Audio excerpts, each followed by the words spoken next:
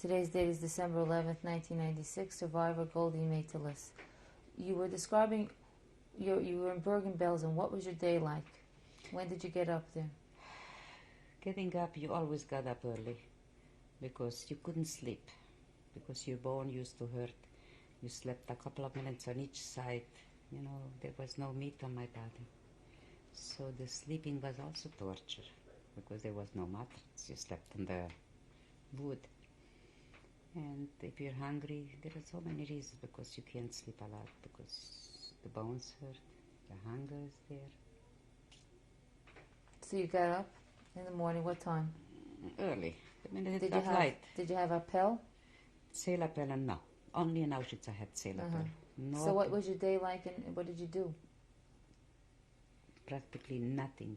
Nothing, just staring at other people and looking something to pick up and have something to eat, you know. Did they give you to eat in Bergen-Belsen? Yes, they gave us once in 3 days. They didn't give you every day something? No, only the bread was given once in 3 days. Everybody got this bread and you share it 3. According to your barracks, that's what you got. No soup? There was no soup. Oh, soup in Auschwitz only. No, not every day.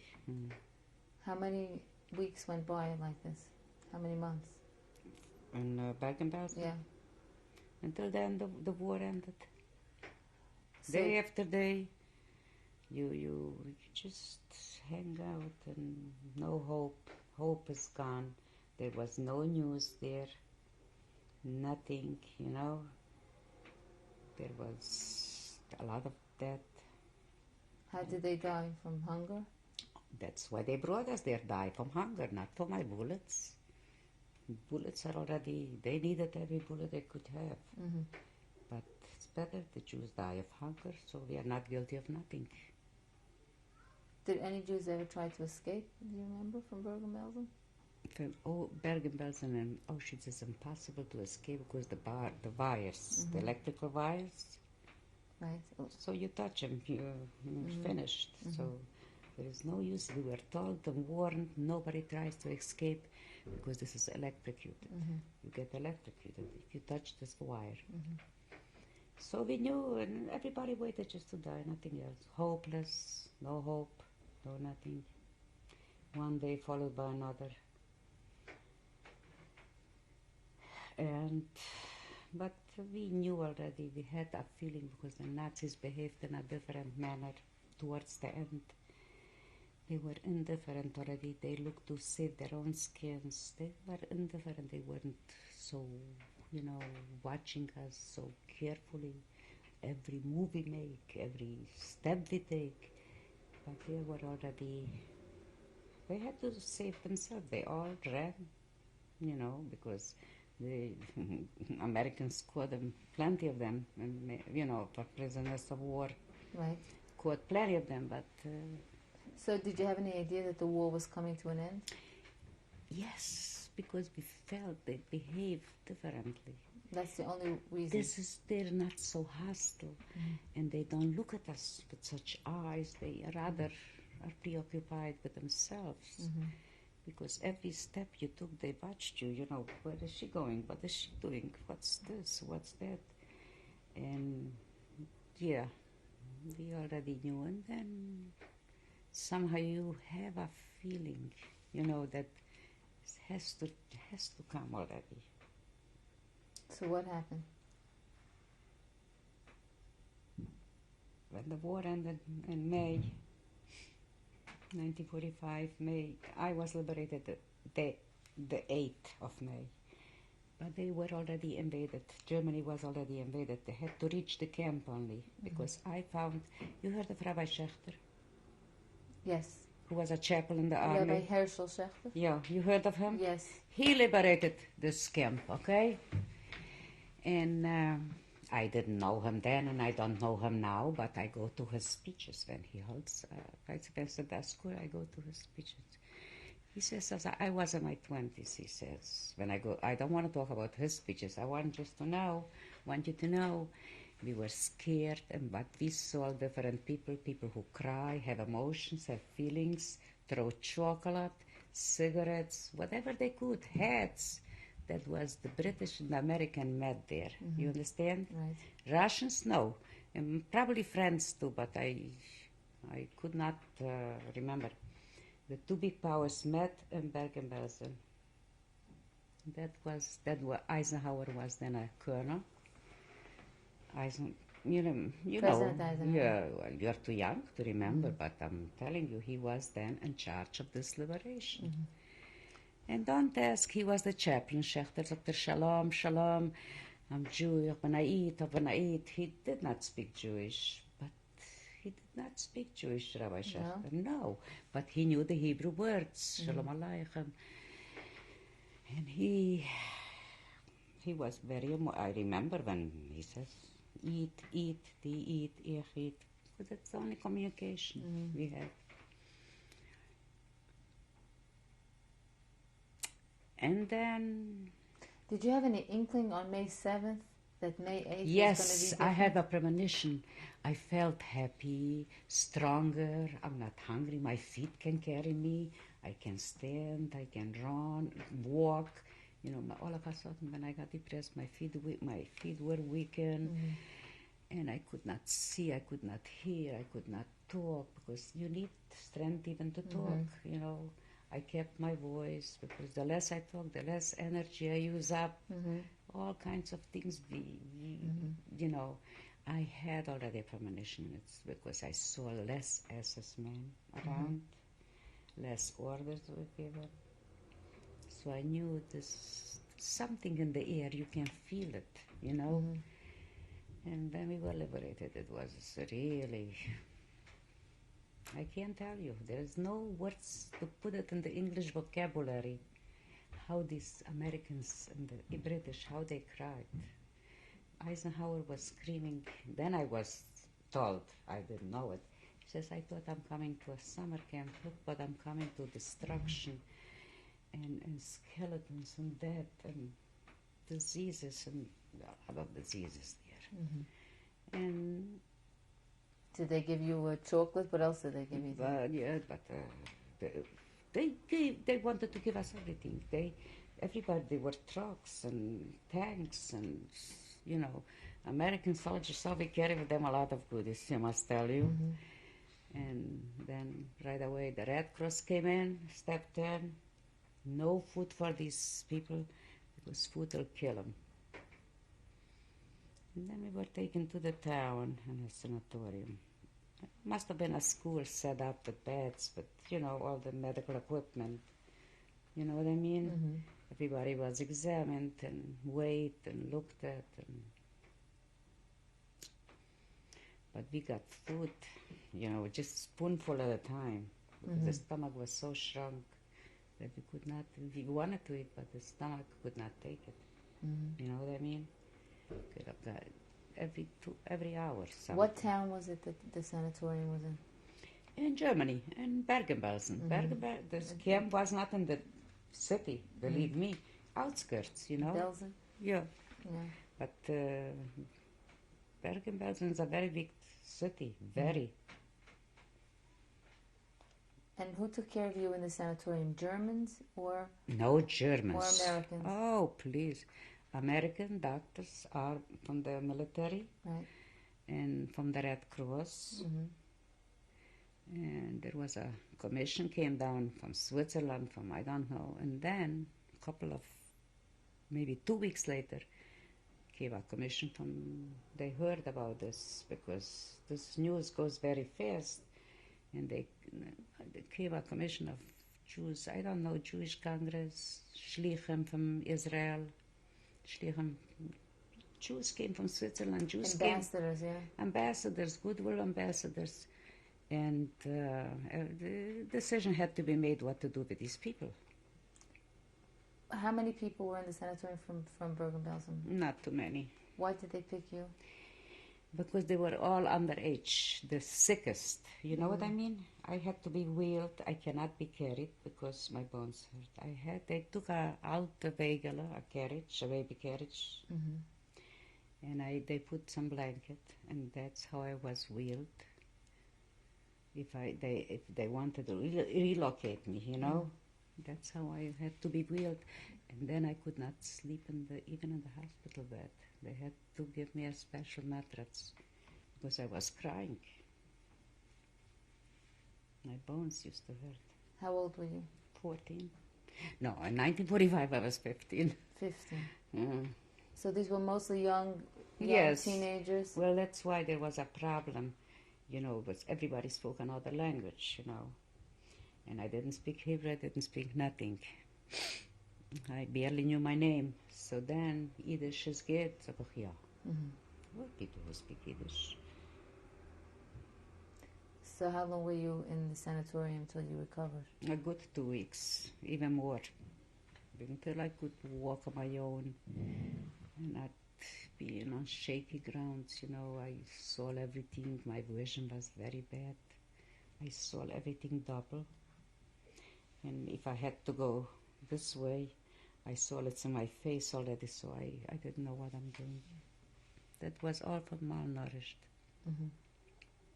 And after those 2 weeks when you got your strength back, what happened then? Well, they took us to another building only. There is no beds, you know. And then we were, I don't know who talked to us, a man, that we are going to all take you to safer places. How many of you were there? About in the 30, 40, you know, mostly 11 years. There was 11-year-old, 12-year-olds. I was old. And was gesagt, they're going to take you to a place where only Jews live. Safer places. You don't belong here. And the Israeli government sent down a commission, and they only said these kids belong all in Israel, and so it was. So you were able to go to Israel legally? Legally. That was given by the British and the Americans and France. They donated the plane and 2 doctors on the plane, okay, until we arrived in Israel. That was legally. The British were there in 90. I don't have to tell you. So no question says we were... At this point, did you know that your sister was alive, or your father, or did you know what happened to the rest of your family? No, because I was taken to Israel. They go home. They went back home. I did not know until 1950 that my father is alive. Did you have any idea that you have any relatives alive? Well, I had a lot of relatives, cousins. Oh, I had an Israel relatives. No, in 1945, when you were liberated, how did you... No, I didn't even think of relatives then, only, you know, but I found a lot of relatives in Israel. So you came to Israel. Where did you come? They took us to Mikveh Israel. This is a religious school for boys and girls. And this is supported by Emunah and by the Jewish Congress and by the other big organizations. So that was a real, you know, we arrived there and then we had very good care, you know. The teachers were like parents because that's what we needed. You had to learn Hebrew? Please, I did not enter school until first I had to get acquainted with myself, pinch myself that I'm free, you know what I mean? Learn how to walk as a free person. This is also very hard, from captivity to freedom, you understand? This is also very hard. This is a culture shock, like, you know what I mean? Right. But you learn it, it's better, you know. And we were given very good food. People came down, journalists came down, interviews, but they did not let to be interviewed until much later. You know, they did not let nobody near us because we were scared. We didn't know what's happening. Did you make any good friends? Did you form a family there, sort of a friends there? Well, you could not make friends because you didn't speak the language. Those who came with me in the plane, everybody spoke another language. Most of them. And the Sabres are very, they are so, how shall I tell you, hostile towards other people who are not like them. We weren't dressed like them, we didn't look like them, we didn't speak like them. But the teacher made sure that we are very well protected, and there was a whole war going on. But, when you learn the language, it's completely different. They see you as a person like their own. They see you have a brain, and it brings us all of I mean, who would want to befriend them? So the Israelis did not want to befriend you? At the beginning, it was a lot of hostilities. They were staring and laughing, and that was hurtful. Staring and laughing. And even I said something in Hebrew, it was mispronounced, and they were laughing. That even hurts even more. This is you can't even tell it, because you have to feel this. This was a lot of pain involved.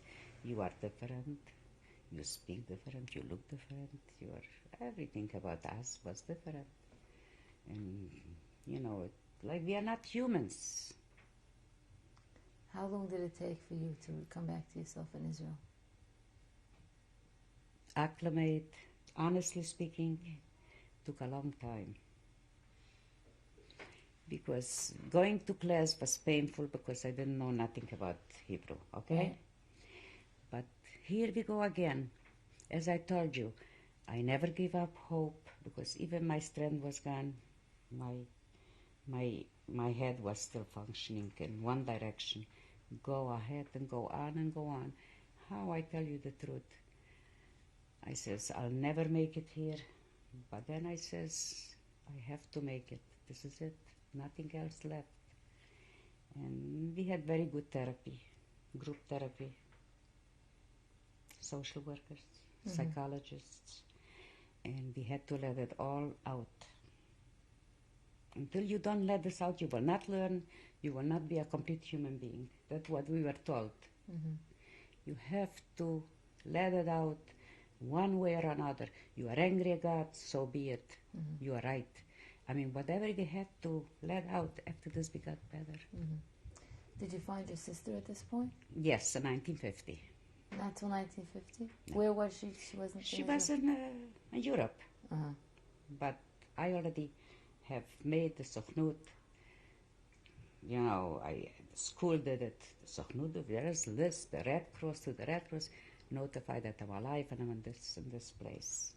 But you had no idea till 1950 that your sister was alive? My father, in 1950, I got this bulletin. There is a bulletin board displayed every here and then, new members, new people. So when I saw the list, I made sure this is my father, in 1950. So the Gedela don't even ask. But then... Between 1945 and 1950, you stayed in this school? Yes. And you finished high school there? Yes. And then when your father came to Israel? That was very melodramatic, because he touched me, he shook. He needed help.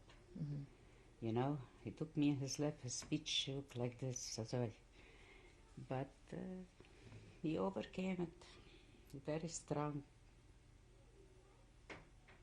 And he stayed in Israel with you? Yeah, no.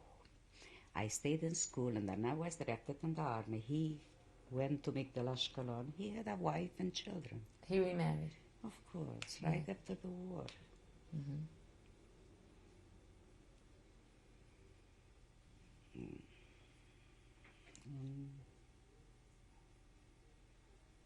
And you left high school, you were in the army?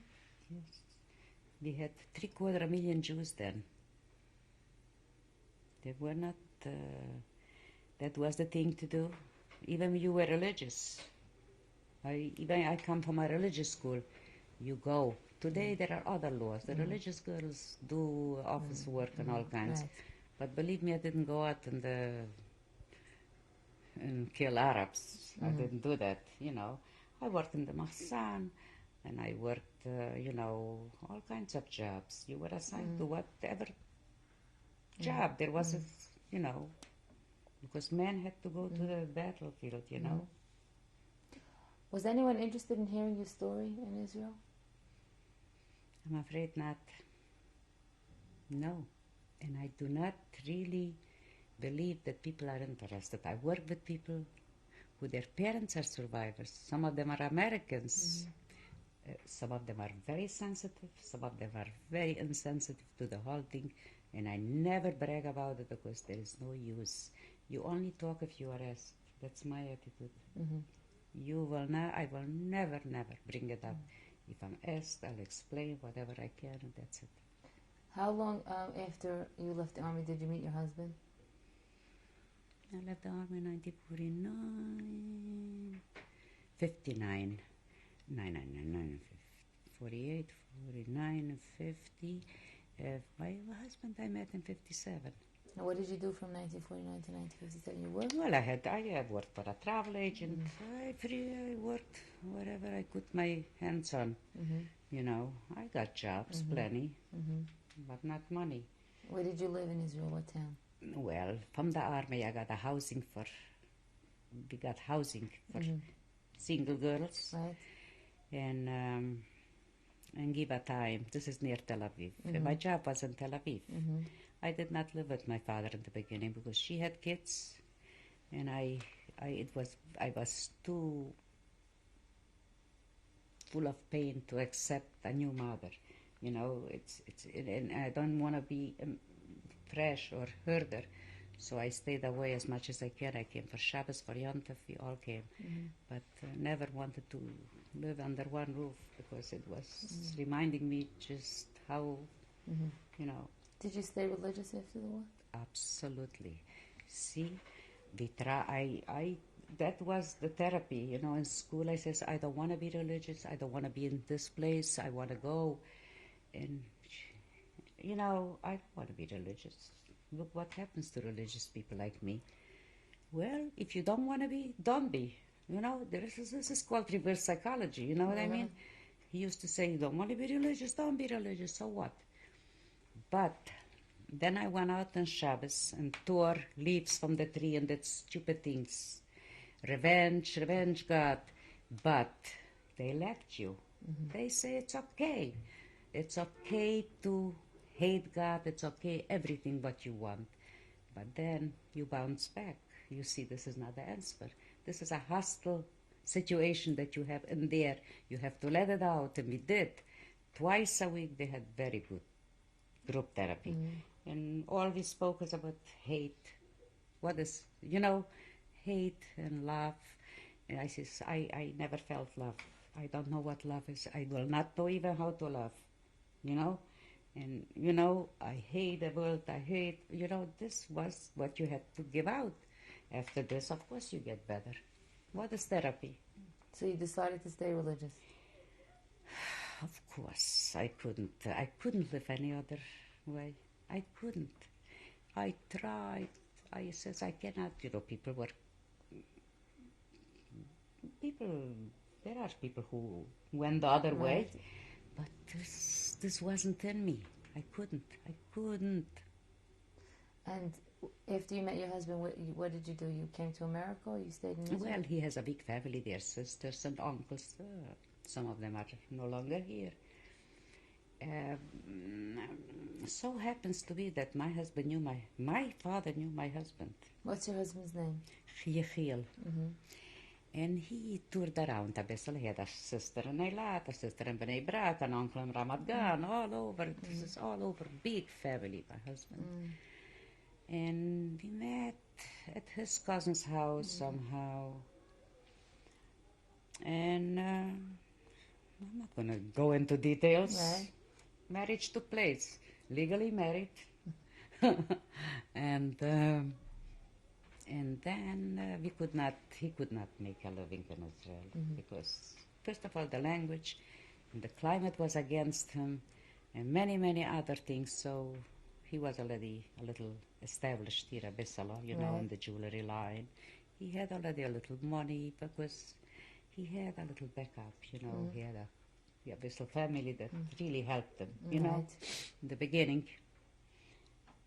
And then we came here. He went to the business every day. And you had to learn English? Well, I tell you, now I'm telling you, there is a will, there is a way. If you want to learn Hebrew, I tell you, it took me a year, and my teacher used to say, Zahava, Zahava רק עכשיו בא לישראל, אבל תראו איך שהיא כותבת, איך שהיא קוראה, because she did it on purpose. I know it's not so. She had to boost my ego. I had very low self-esteem. Right. So you came to America? I went to evening school. I had nothing better to do. If you don't know the language, how are you going to work, do something? And besides, my son was born in 1959. How many children do you have? 2. What are their names? Yaakov and Rivka Esther. When was Yaakov born? 1959, December 14. And Rivka, 1962, April 5th. Do you talk to your children about the Holocaust? We talked so much already. You know, my children know everything there is to know. Your husband is also a survivor? Yes, but see, he did not go to the lagers. He wasn't working camps. It's another story with him. But you both talk about your experiences? Well, when I tell him about my experiences as when I've been in a hotel. I was in a hotel because food was served, shower was taken, you were treated humanely, you know. Why do you think you survived? Just because I had faith. Nothing, my body was deteriorating on a daily basis. Just my faith, my courage, nothing else, I'm telling you. And if I tell myself, you know, everything I want to do something, go for an interview, get a job. This is, you know, don't be afraid. I deserve a good job, and I am worthy of a good job, and I can do it, and I can, you know, I talk myself in because I have nobody else, because I was so put down all my life, you know what I mean? I'm Jewish, I'm this. But now I see whatever I decide I want to do, I can do. If I want to learn now, at this age, another language, I'm willing, I can do it. But I'm not interested. You know what I mean? Because I saw it, because I said, I'm giving up. When you say you give up, then you go. But I say, no way. There is another day, and that's how. Just faith, and simple 2 words, faith. Do you ever have any nightmares? I used to cry at night a lot. Not now. No. As it fades away. Don't you understand? You age, it fades away. When I was a kid in Israel, I used to have nightmares. I used to be afraid of the dark. I used to be afraid to go to the toilet at night. I used to be afraid to walk alone because, and then, you know, after all, this has to go away. We got very good care. First of all, the teachers were like mothers. They says we are good, we are smart, we are pretty, we are clean, we are good. And, you know, even we didn't know what we're supposed to know. We're coming to the end of the next tape. We'll continue, I think, with pictures in the next one.